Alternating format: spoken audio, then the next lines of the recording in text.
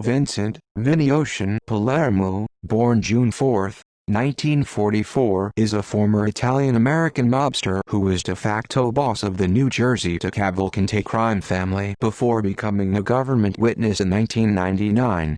Fictional mob boss Tony Soprano, the protagonist of the HBO series The Sopranos, is said to be based upon Palermo. He also owned a strip club called Wiggles, which was the inspiration behind the show's Bada Bing strip club.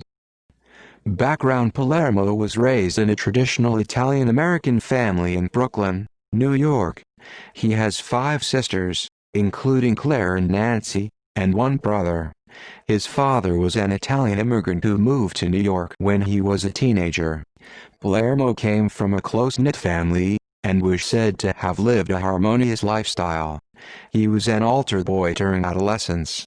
When Palermo was 16, his father died, which forced him to leave school and work 2 jobs to help support his family, as his mother was a bedridden asthmatic.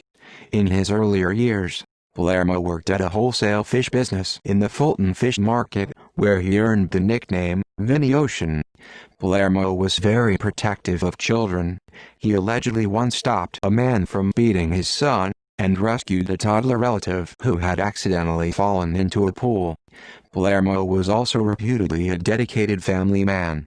He attended Sacred Heart Church in Island Park, New York, drove his daughters to Brownie meetings, and reportedly watched Annie with one of his daughters regularly. Palermo also took in a troubled teenager named Richard, becoming his godfather. Palermo would allow his godson to stay at his home every weekend for a year, enabling the boy to study the Catholic sacraments in preparation for eventual baptism, communion and confirmation. Palermo was divorced once and remarried. In the 1980s, he became indebted to a hospital, local doctors, and the federal government. The tax liens against his property were in his second wife's name, an Italian-American woman named Angela, totaling $68,000. At the time, he was paying a large mortgage on a waterfront mansion with a 100-foot pier located in Island Park. He had 2 social security numbers and paid alimony to his first wife. He also supports his second family, 2 daughters, Danielle and Tara, and a son, Vincent Palermo Jr., with Michael, from his first marriage, and Renee. His son Michael was a graduate of Fordham University and a licensed New York stockbroker. He was an investment banker with Goldman Sachs up until his father's indictment, when he went into hiding. To Cavalcante's nephew-in-law in the early 1960s, Palermo met and married the niece of crime boss Sam Cavalcante of the Cavalcante crime family. Cavalcante took a liking to his nephew-in-law and began inviting him to visit his social club in Kenilworth, New Jersey. He worked at the fish markets in the early morning hours and hung out with mobsters on Sunday afternoons. Palermo cultivated relationships with other crime families, a lucrative loan sharking operation with one Gambino family coup regime and bookmaking with another. He was also a close associate of the Genovese family. Palermo was known to say very little, speaking to only a very few close associates, and stayed away from mob-run social clubs. Until his racketeering indictment, he had only been arrested for the misdemeanor of stealing shrimp at the Fulton Fish Market. Murder of Fred Weiss on September 11, 1989, Palermo, Anthony Capo, and James "Jimmy" Gallo murdered Staten Island resident Fred Weiss, on orders from Cavalcante boss Giovanni "Johnny Eagle" Riggi through capo Anthony Rotondo. Weiss was a former newspaper reporter for the Staten Island Advance and a real estate developer who had become associated with mobsters from both the Cavalcante and Gambino families. Weiss and 2 mob partners had purchased a vacant property in Staten Island and started illegally dumping large amounts of dangerous medical waste there. Local authorities uncovered the scheme and started investigating Weiss, and the 2 mob families became nervous. Gambino boss John Gotti worried that Weiss might become a government witness in exchange for leniency and requested that the Cavalcante family murder Weiss to protect them. Palermo, Capo, and Gallo drove to the New York condominium of Weiss' girlfriend. As Weiss left the building and climbed into his car, Palermo and Capo shot him in the face. Family scandal. Palermo was appointed capo after the Weiss murder and given his own crew of soldiers. Riggi was sent to prison in 1989, and appointed Johnny Boy Diamato as his acting boss. In January 1992, Anthony Capo participated in the murder of acting boss Diamato. Earlier in 1991, Diamato's girlfriend, retaliating against Diamato over an argument, told Anthony Rotondo that Diamato was an active bisexual. She described swinging encounters that Diamato had in Manhattan sex clubs with both women and men. Rotondo shared this information with underboss Giacomo Amari and consigliere Stefano Vitabile. In 2003, Capos Phil Abramo, Giuseppe Pino Scaffolidi and the reputed consigliere Stefano Vitabile were charged in organizing various crimes, including the murder of Diamato. Reputed men involved in the murder conspiracy, Palermo, Capo and Rotondo would later testify about this murder against their former associates. Power struggle. With Amari's death, there was no clear candidate to become the new acting boss. Riggi, still in prison, restructured the family and created a ruling panel to run it in order to avoid a potential power struggle. Riggi appointed longtime members of the crime family to the panel: Vincent Palermo, Girolamo Jimmy Palermo, no relation to Vincent, and Charles Maggiore. However, Maggiore, furious that he wasn't appointed acting boss, decided to murder the two Palermos and take effective control of the Cavalcante family. He asked Gallo to murder Vincent Palermo, but Gallo alerted Palermo about the plot.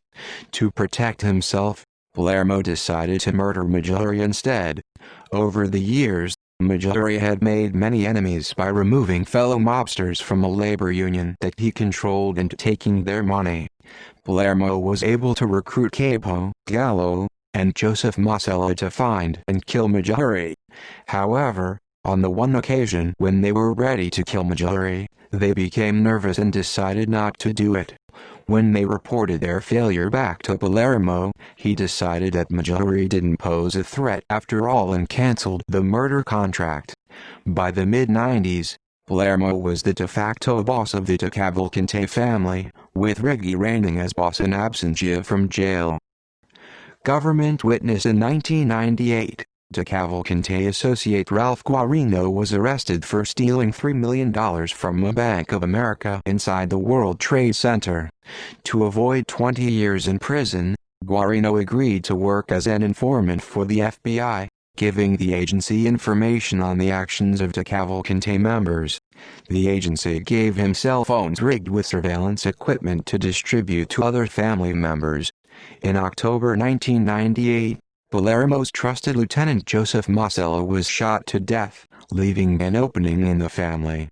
Guarino's status had been rising in the family due to secret assistance from the FBI, and after Masella's murder, Palermo and the rest of the de Cavalcante leadership promoted Guarino to made man. In 1999, Palermo faced charges and possible capital offenses, so he decided to become a government witness.